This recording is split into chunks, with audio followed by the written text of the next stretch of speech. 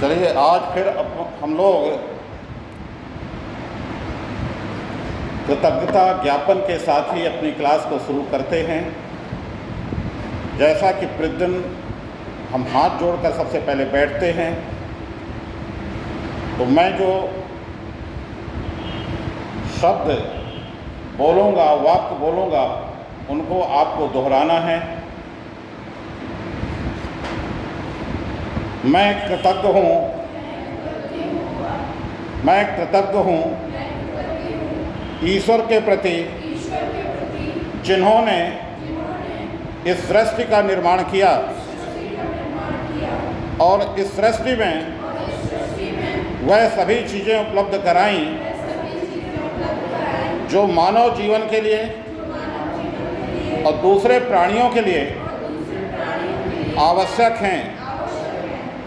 हमें मनुष्य के रूप में यहाँ अवसर प्राप्त हुआ। मनुष्य के रूप में हमने जन्म लिया, इसके लिए हम ईश्वर के कृतज्ञ हैं। उन्होंने हमें हवा दी, उन्होंने हमें पानी दिया, उन्होंने हमें भोजन दिया, उन्होंने हमें अन्न दिया, उन्होंने हमें औषधियाँ दी, उन्होंने हमें जीवन की वह सभी आवश्यक वस्तुएं दी जिनकी हमें आवश्यकता है। मैं कृतज्ञता ज्ञापित करता हूँ अपनी माँ के प्रति जिन्होंने हमें जन्म दिया, जन्म के बाद हमारा पालन पोषण किया, स्वयं कष्ट सहकर हमारे हितों का ध्यान रखा, हमारे लिए भोजन उपलब्ध कराया, हमारा पालन पोषण किया, हमें सब सुख सुविधा प्रदान की, हमें जो भी ज़रूरत की चीज़ें हैं वह सभी उपलब्ध कराईं। हम अपने पिताजी के प्रति कृतज्ञता ज्ञापित करते हैं। पिताजी घोर कष्ट उठाकर भी हमारे लिए वह सभी व्यवस्थाएं करते हैं जो हमारे लिए ज़रूरी हैं। वह अपने सुख को हमारे सुख के साथ देखते हैं, हमारे सुख में ही वह अपना सुख देखते हैं।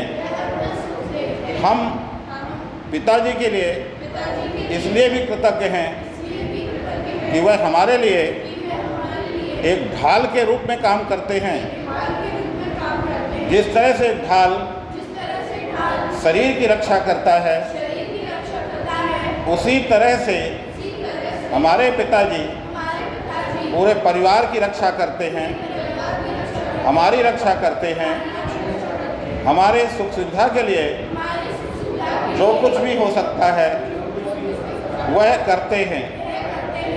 हम कृतज्ञ हैं अपने पूर्वजों के प्रति। हम आज जो कुछ भी हैं वह अपने पूर्वजों के कारण हैं। पूर्वजों ने हमें ज्ञान दिया, पूर्वजों ने हमें भाषा दी, धर्म दिया, संस्कृति दी, परंपराएं दी, रीति रिवाज दिए। हम कृतज्ञ हैं इस पृथ्वी माँ के प्रति। पृथ्वी माँ ने हमें वह सब चीज़ें उपलब्ध कराईं जो हमारे लिए आवश्यक हैं। हम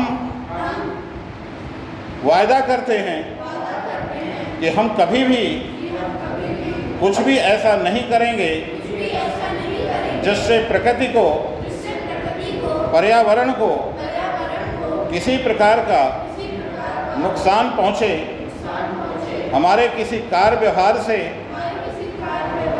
या हमारे किसी आचरण से हमारे परिवार को दुख न पहुँचे, हम इस बात का विशेष रूप से ध्यान रखेंगे। हम ईश्वर से प्रार्थना करते हैं कि हम ज्ञानवान बने, हम विवेकवान बने, हम अपनी जिम्मेवारियों को समझें, हम शिक्षा को पूरी करें, हम उस रास्ते पर चलें जो हमें प्रगति की ओर ले जाता है। हम अपनी योग्यता के अनुसार अधिकतम पाने का प्रयास करें।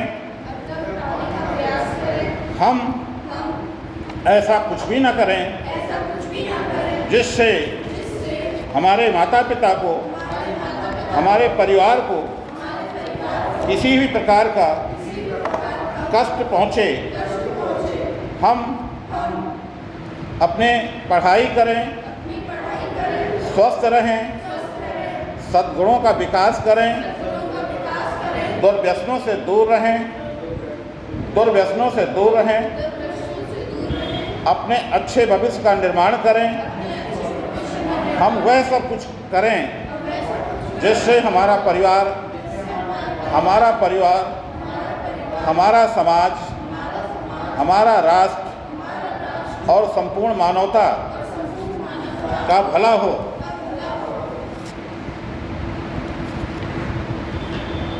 देखिए, हमारी रोज़ जो हैं जो कृतज्ञता ज्ञापित है, प्रार्थना है, वो है क्या है कि जिनसे हमें मिलता है उनके प्रति हमें क्या होना है, कृतज्ञ होना है। मैं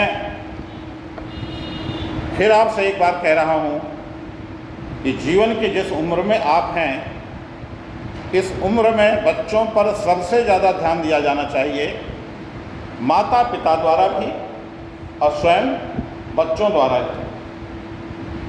यही वह समय है जब आप अपने आप को गढ़ते हैं, जब आप अपने आप को बनाते हैं, जब आप उस रास्ते पर चलते हैं जो प्रगति की ओर ले जाता है।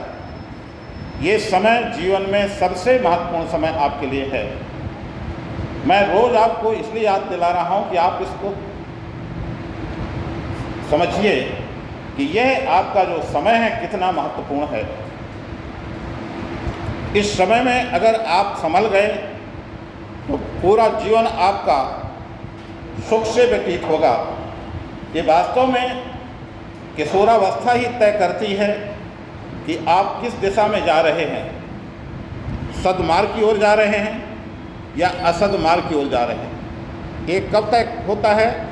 यही समय है जब आपको तय करना है, यही समय है जब आपको अच्छे बुरे की पहचान करना है, यही समय है कि जब आपको विवेकवान बनना है, यही समय है कि जब आप में सद्बुद्धि आए, यही समय है कि जब आप उस ज्ञान की ओर बढ़ें जो ज्ञान आपको विकास की ओर ले जा रहा है। इसलिए इस समय पर आपको सबसे ज़्यादा अपने ऊपर ध्यान देना है और माता पिता का भी कर्तव्य है कि वो आप पर क्या करें, ध्यान दें। देखिए, यही वह समय होता है जब अपनी योग्यता और रुचि के अनुसार आप अपना लक्ष्य तय करें। किसके अनुसार? योग्यता और रुचि के अनुसार क्या करें? लक्ष्य तय करें। लक्ष्य का आशय क्या है? आप क्या बनना चाहते हैं, क्या करना चाहते हैं, क्या पाना चाहते हैं, ये आपका क्या है? लक्ष्य है। आप अपनी रुचि के अनुसार, आप अपनी योग्यता के अनुसार प्रशासनिक अधिकारी बनने का प्रयास कर सकते हैं, वो आपका लक्ष्य हो सकता है। आप कला के क्षेत्र में आगे बढ़ सकते हैं, आप साहित्य के क्षेत्र में आगे बढ़ सकते हैं, आप व्यापार के क्षेत्र में आगे बढ़ सकते हैं, आप खेल के क्षेत्र में आगे बढ़ सकते हैं, या अन्य जो भी आपको लगता है कि ये हमारे रुचि का विषय है, हमें यहाँ ये बनना है, हमें करना है, तो अभी से अपने मस्तिष्क में प्लान करना शुरू कर दीजिए, योजना बनाना शुरू कर दीजिए, सोच पैदा करना शुरू कर दीजिए कि हमें ये बनना है। और अगर इस समय आपने अपना क्या तय कर लिया, लक्ष्य तय कर लिया, तो फिर उस लक्ष्य को पाने के लिए हमें क्या करना पड़ेगा? लक्ष्य को पाने के लिए सबसे पहले मन बनाना पड़ेगा। किसी भी उपलब्धि को अर्जित करना है, अब कोई भी सफलता अगर आपको प्राप्त करना है, तो इसके लिए सबसे पहले हमें मन को बनाना पड़ता है। क्या करना पड़ता है? मन को बनाना पड़ता है। मन में भाव लाना पड़ते हैं कि हाँ, हम ये कर सकते हैं, हाँ, हम ये पा सकते हैं। आप अगर अपने मन को प्रबल कर लेंगे कि हाँ, हम यह पा सकते हैं, हाँ, हम यह कर सकते हैं, तो निश्चित रूप से आप वह पा लेंगे। कहा गया है कि मन के हारे हार है, मन के जीते जीत। मन के हारे हार है, मन के जीते जीत। तो सबसे पहले आप मन को क्या करें? प्रबल करें। आपने, मुझे लगता है कि इतिहास का एक महानायक है नेपोलियन बोनापार्ट। जो विद्यार्थी इतिहास को जिन्होंने पढ़ा है, उन्होंने नेपोलियन का नाम सुना होगा। नेपोलियन फ्रांस का सम्राट था। एक सामान्य परिवार में जन्म लेने के बाद भी कहाँ का बना? वो फ्रांस का सम्राट बना। कैसे बना, मैं आगे किसी दिन बताऊंगा आपको। वो नेपोलियन क्या करता है? वो नेपोलियन कहता है कि मैं युद्ध को 3 तरह से जीतता हूँ। कितनी तरह से? 3 तरह से जीतता हूँ। एक, मन से जीतता हूँ। दूसरा, फिर मैं योजना बनाता हूँ। और तीसरा, फिर मैं उसे कार्य रूप में परिणत करता हूँ। तो अगर किसी काम में आपको सफल होना है, तो आपको सबसे पहले मन से सफल होना होगा। आपके अंदर विश्वास अपने मन में पैदा करना होगा कि हाँ, हम इसमें क्या हो जाएंगे? सफल हो जाएंगे। मैं क्या बता रहा हूँ कि आपको अपनी योग्यता और अपनी रुचि के अनुसार इस समय पर क्या करना है? अपना लक्ष्य तय करना है। और जिस लक्ष्य को आप पाना चाहते हैं, जो लक्ष्य आपने तय किया है, उस लक्ष्य को पाने के लिए सबसे पहले मन में आपके अंदर विश्वास हो कि हाँ, हम ऐसा कर सकते हैं। और अगर मन से ही आपने शुरू में विचित्र अवस्था में रहे, पता नहीं होगा कि नहीं होगा, हम इस क्षेत्र में आगे बढ़ रहे हैं तो पता नहीं क्या होगा, कैसे होगा, इतने संकट हैं, इतनी परेशानियां हैं, इतनी मेहनत है, ऐसा नहीं। कितना ही संकट हो, कितनी ही परेशानियां हो, कितनी ही क्या हो, परेशानियां हो, कुछ भी हो, अगर आपने लक्ष्य को तय कर लिया है, तो लक्ष्य को क्या करना है? क्या करना है बेटा? पाना है, बाकी रहना है, और मन को प्रबल करना है। क्या करना है? मन को प्रबल करना है।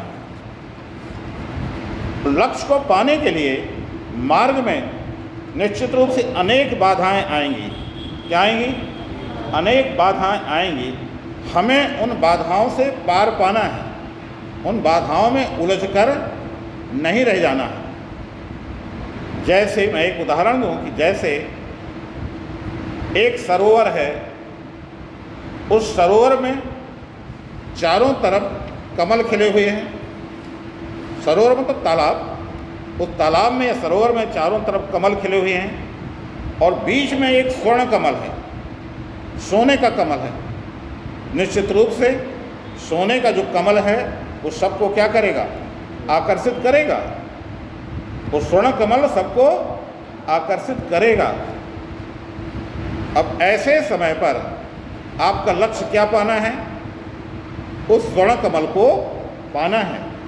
तो जब स्वर्ण कमल को पालें, पाने का प्रयास करेंगे तो आपको उस सरोवर में चलना पड़ेगा, स्वर्ण कमल की ओर बढ़ना पड़ेगा। तो जब स्वर्ण कमल की ओर आगे बढ़ रहे होंगे तो दूसरे जो कमल होंगे, उनकी जो जड़ें होंगी, उनकी जो पत्तियां होंगी, उनका जो खरपतवार होगा, उनकी जो काई होगी, वो आपको रास्ता रोकने की कोशिश करेगी, आपका रास्ता रोकने की क्या करेगी? कोशिश करेगी। ऐसे समय पर आपको क्या करना है? ऐसे समय पर आपको, आपका लक्ष्य तो स्वर्ण कमल है ना, आपको स्वर्ण कमल की ओर जाना है। और कैसे जाना है? जो काई है, जो खरपतवार है, उसे ऐसे क्या करते जाना है? हटाते जाना है। बस ऐसे हटाते जाइए, ऐसे हटाते जाइए, हटता जाएगा और आप बढ़ते जाएंगे। और अगर उन्हीं में उलझ गए तो आप कहाँ नहीं पहुँच पाएंगे? स्वर्ण कमल की ओर नहीं पहुँच पाएंगे, उसके पास नहीं पहुँच पाएंगे। बस यही लक्ष्य के लिए है कि आपको लक्ष्य पर केंद्रित करना है। आप बचपन से ही अर्जुन का कथानक वो सुनते आए हैं कि अर्जुन का लक्ष्य चिड़िया की क्या थी? आँख थी। क्या थी? आँख थी। वो जो है इधर उधर नहीं देखते थे। वही आपके जीवन में है। अगर आपने अपनी योग्यता के अनुसार, अपनी रुचि के अनुसार कोई लक्ष्य तय कर लिया है, उस लक्ष्य के लिए आपको क्या करना है? आगे बढ़ना है। और आप निश्चित रूप से उसे क्या करेंगे? पाएंगे। बस क्या ना करें? समस्याओं में उलझे नहीं। और लक्ष्य को पाने के लिए आपको आलस्य से, प्रमाद से, मन की अस्थिरता से मुक्त होना होगा। आलस्य आता है, पढ़ाई कौन करे, कौन इसमें इतनी मेहनत करे, जब सब कुछ आराम से मिल रहा है तो क्या पढ़ाई करना? क्या आने लगेगा? आलस्य आने लगेगा। अरे यार, अब आज नहीं कल से करते हैं। कल आ गया तो कल तो कभी आता नहीं है। कल आया तो कल आपने क्या कहा? अरे यार, परीक्षा तो अभी जुलाई में है और अभी तो अप्रैल है, हमारे पास पढ़ने का बहुत क्या है? समय है, हम पढ़ लेंगे। अच्छा, कल से पढ़ते। फिर बेटा क्या हो गया? फिर वो कल आ गया। फिर कल के बाद फिर क्या आ जाएगा? कल आ जाएगा। तो ये आलस्य और प्रमाद, हम किसी चीज़ को टालते जा रहे हैं, टालते जा रहे हैं, टालते जा रहे हैं। तो लक्ष्य को अगर पाना है तो ये जो बाधाएं बता रहा था ना कि स्वर्ण कमल को पाने के लिए जो मार्ग में बाधाएं हैं, वो यही तो बाधाएं हैं। आलस्य बाधा है, प्रमाद बाधा है, किसी चीज़ को कल पर टालने की बाधा है। तो आपको इनसे क्या करना है? दूर रहना है, इनसे बचना है। मन में अस्थिरता आती है कि पता नहीं हो पाएगा, नहीं हो पाएगा। अरे वो तो ऐसा था, उसने इतनी मेहनत की, वो नहीं सफल हो पाया, हम कैसे सफल हो पाएंगे? बिल्कुल इसके बारे में नहीं सोचना। हमें केवल किसके बारे में सोचना है? अपने बारे में सोचना है। हम सफल होंगे, हम सफल होंगे, हम सफल होंगे। और जब भी मन में इस तरह का कोई भाव आपके पास आए, जो आप लक्ष्य को पाना चाहते हैं, आप IAS बनना चाहते हैं, आप PCS में जाना चाहते हैं, आप डॉक्टर बनना चाहते हैं, आप इंजीनियर बनना चाहते हैं, आप अच्छे बिजनेसमैन बनना चाहते हैं, आप अच्छे लेखक बनना चाहते हैं, आप अच्छे कवि बनना चाहते हैं, आप अच्छे चित्रकार बनना चाहते हैं, मतलब जो भी आप करना चाहते हैं वो करिए। और अगर आपको लगता है कि थोड़ी कहीं मन में अस्थिरता आ रही है, तो मैं एक उपाय, बहुत सरल सा उपाय बता रहा हूँ। आप अपने कमरे में जहाँ पढ़ रहे होते हैं, अकेले में शीशा के सामने खड़े होकर, किसके सामने खड़े होकर? शीशा के सामने खड़े होकर आप चिल्ला के बोलिए। क्या बोलेंगे? हाँ मैं ऐसा कर सकता हूँ, हाँ मैं कर सकता हूँ, या मैं इसको पाकर रहूँगा, मैं इसको पाकर रहूँगा। अच्छा, एक बार बोल के दिखाइए, बोल के दिखाएं सब। मैं बोल रहा हूँ, हाँ हम इसको पाकर रहेंगे, करके रहेंगे, करके रहेंगे। वही आवाज़ आपके पास उल्टी आपके पास आनी चाहिए, और जो आएगी तो आपके अंदर एक नया विश्वास क्या करेगी, पैदा करेगी। ये एक दिन की बात नहीं है, मैं कई दिनों की बात करता हूँ। जब भी आपको आए, ये रोज़ मैं आपको प्रतिज्ञा क्यों कराता हूँ, रोज़ मैं आपकी कृतज्ञता ज्ञापित क्यों करा रहा हूँ, रोज़ प्रार्थना क्यों करा रहा हूँ, कि मन में ये चीज़ें इतनी आपके बैठ जाएंगी कि इससे फिर बाहर आप के लिए जाना क्या हो जाएगा, बहुत कठिन हो जाएगा। यही कारण है कि मैं इन चीज़ों को रोज़ जो है दोहरा रहा हूँ आपको। रोज़ कुछ शब्द बदल जाते हैं, कुछ वाक्य बदल जाते हैं, जानबूझकर मैं कुछ शब्द और वाक्य नए नए जोड़ करके आपको प्रतिज्ञाएं या कृतज्ञता ज्ञापित करवा रहा हूँ। तो आपके मन में अपने लक्ष्य के प्रति अस्थिरता का भाव नहीं आना चाहिए। कितनी ही मेहनत करे पड़े, कितनी ही बाधाएं आपको आएँ, लेकिन आपको क्या करना है, अपने लक्ष्य की ओर आगे बढ़ना। क्या दिक्कत है, पढ़ने में बहुत आनंद आता है बेटा, रुचि भर पैदा कर लीजिए। जब नई नई चीज़ हमें सीखने को मिलती है तो हमारे अंदर बहुत खुशी का भाव पैदा होता है। बस मन से बस जोड़ लें आप, किससे, मन से जोड़ लें, ये तय कर लें कि वो स्वर्ण कमल है, हमें उसे पाना है। तो निश्चित रूप से आप क्या करेंगे, उसको पाकर रहेंगे, स्वर्ण कमल को पाकर रहेंगे। दृढ़ निश्चय, लक्ष्य को प्राप्त करने के लिए दृढ़ निश्चय होना चाहिए। हम डिगेंगे नहीं, हम पीछे नहीं हटेंगे, चाहे जो कुछ भी हो जाए हम उसे पाकर रहेंगे। तो इसको क्या कहते हैं, दृढ़ निश्चय कहते हैं। बिल्कुल जैसे अंगद ने अपना पैर जमा लिया था रावण की सभा में, और अच्छे अच्छे बड़े बड़े लोग भी उसके निश्चय को क्या नहीं कर पाए थे, डिगा नहीं पाए थे, यहाँ तक कि रावण खुद आने लगा। तो क्या कहा, जब रावण खुद आने लगा, अंगद ने क्या किया कि अच्छा तुम बात कर दो भगवान राम की, मैं पाँव टेकता हूँ, मेरा पाँव ही क्या करके हिला के दिखा दो। प्रसंग है ना, मैं कभी बताऊँगा, पूरा प्रसंग बताऊँगा। तो रावण के यहाँ सभा में जितने बड़े बड़े सभासद थे, शक्तिशाली राक्षस एक से एक, वो रावण का, उसका अंगद का पैर पकड़ते हैं। अब कोई पैर को क्या नहीं कर पाता, हिला नहीं पाता है ना, पता नहीं बताऊँ।